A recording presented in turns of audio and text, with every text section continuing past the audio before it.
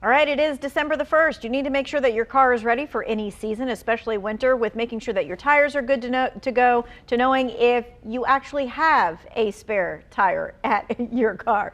Ryan Pszczolkowski from Consumer Reports is here to get you answers and solve questions. So what we want to do is make sure that you get your question to him so that he can answer it in real time. This is how you do it. You text us your question.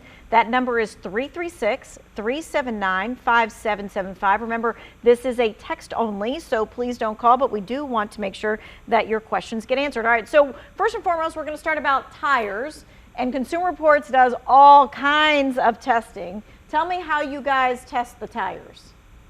Yeah, so you can look at a tire and not be able to tell much about it. They're black and round, but tires are actually extremely complicated and highly engineered component to a vehicle. So we test tires for everything from winter traction, snow acceleration, braking on ice, their ability to resist hydroplaning, driving through a puddle, dry and wet braking. Even we do a tread wear test. We run these tires on real cars up to 16,000 miles, and then we predict how long these tires will last. We also check their rolling resistance, which is directly related to their fuel economy. So yeah, we do all these tests right here in Connecticut at our test track. All right, that sounds cool, and it also sounds like it takes a long time. It is a very time-consuming and daunting job at times. All right, so when we talk about them knowing about tires, they know about some tires. So let's talk about what the winter time and the cold time does to our tires. Yeah, so you might notice as the temperatures drop, your tire pressure monitoring light comes on your dash, telling you that your tires are low. Why is that? Well, the truth is, when the air gets colder, it gets actually getting denser and is taking up less space. Therefore, your tires are losing pressure. The same, in the summer when they heat up, the pressure expands and your pressure goes up.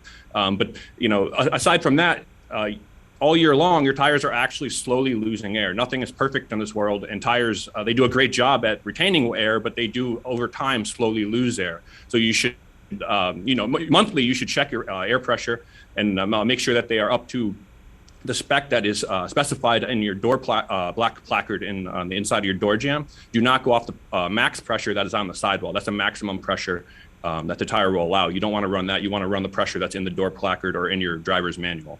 Gotcha, and not wait till the light comes on, right? Correct. Yes, the light is good reminder, but you should check monthly and be ahead of it. All right. So one of the old school things that's still in effect is checking your tire tread with a quarter.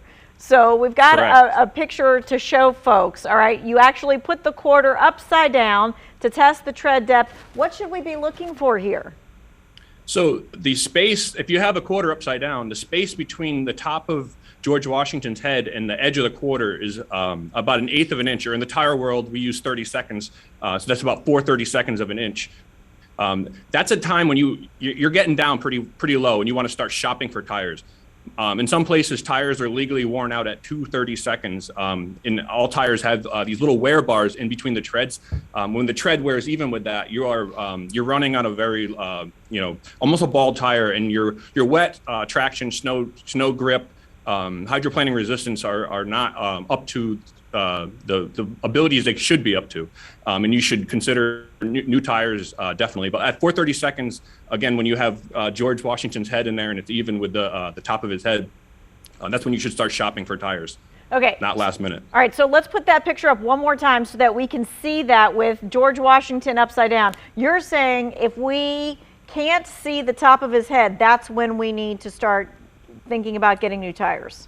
Yeah, right as you start to see the top of his head, that's when you should be shopping. Because now you're at 4:30 seconds. Okay. So yes. Okay, so here's a question. When we buy new tires, do we need to buy 2 new tires at a time? Can we just buy 1 if something happens to a tire? Does that make any difference?